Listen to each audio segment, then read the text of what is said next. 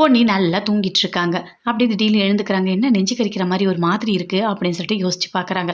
சரி கொஞ்சம் தண்ணியாவது குடிக்கலாம் அப்படின்னு சொல்லிட்டு தண்ணி எடுத்து குடிக்கிறாங்க. என்ன ஒன்றே ஒன்று தான் சாப்பிட்டோம், ஏதோ ஒரு மாதிரி இருக்கே அப்படின்னு சொல்லிட்டு யோசிச்சுட்டு இருக்காங்க. சக்தி அப்படின்னு சொல்லிட்டு சக்தி எழுப்புறாங்க. எழுந்துக்கிறாரு. எழுந்து என்னாச்சு பொண்ணு என்னாச்சு அப்படின்னு சொல்லிட்டு கேட்குறாரு.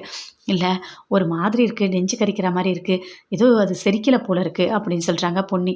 ஆமாம் பொன்னி, உனக்கு அது பிடிக்கலன்னு தெரிஞ்சவனை நான் சாப்பிட சொன்னேன்ல, எனக்கே கஷ்டமாக தான் இருக்குது. சரி இரு, என்ன பண்ணலாம், சரி இரு நான் போய்ட்டு லெமன் டீ எதாவது போட்டு கொண்டு வரேன் அப்படின்னு சொல்லிட்டு போகிறாரு.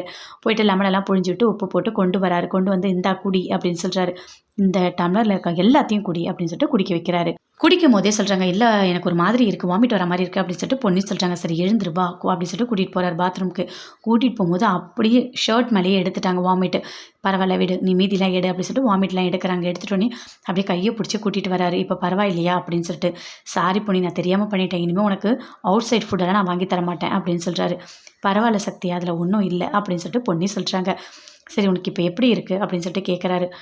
பரவாயில்ல அப்படின்னு சொல்லி. சாரி சக்தி, உன் மேலே நான் வாமிட் எடுத்துட்டேன் அப்படின்னு சொல்லிட்டு பொன்னி சொல்கிறாங்க. அதில் என்ன இருக்குது பொன்னி, பரவாயில்ல அதெல்லாம் ஒன்றும் இல்லை அப்படின்னு சொல்லிட்டு வேறு ட்ரெஸ் வந்து சேஞ்ச் பண்ணிக்கிறாரு. சரி நீ படு பொன்னி, அப்புறம் பார்த்துக்கலாம் அப்படின்னு சொல்லிட்டு படுக்க சொல்கிறாரு. அடுத்த நாள் பொன்னிக்கு தேவையான எல்லா சமையலும் அவரே செய்கிறாரு. எதுக்குங்க நீங்கள் பண்ணுறீங்க அப்படின்னு சொல்லிட்டு பொன்னி கேட்குறாங்க.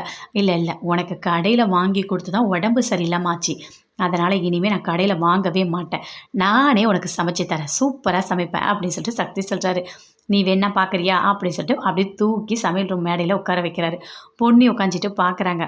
எப்படி பண்ணுறேன்னு பாரு, 10 நிமிஷத்துலேயே ரெடி பண்ணுறேன் அப்படின்னு சொல்லிட்டு காய் எல்லாமே கட் பண்ணுறாரு.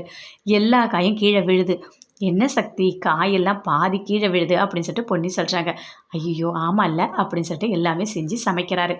சமைச்சிட்டு என்ன நல்லா இருக்கா அப்படின்னு சொல்லிட்டு கேட்குறாரு. அதுக்கு பொன்னி சொல்கிறாங்க, சூப்பராக இருக்குது அப்படின்னு சொல்லிட்டு. ஆனால் அது நல்லாவே இல்லைன்னு சக்தி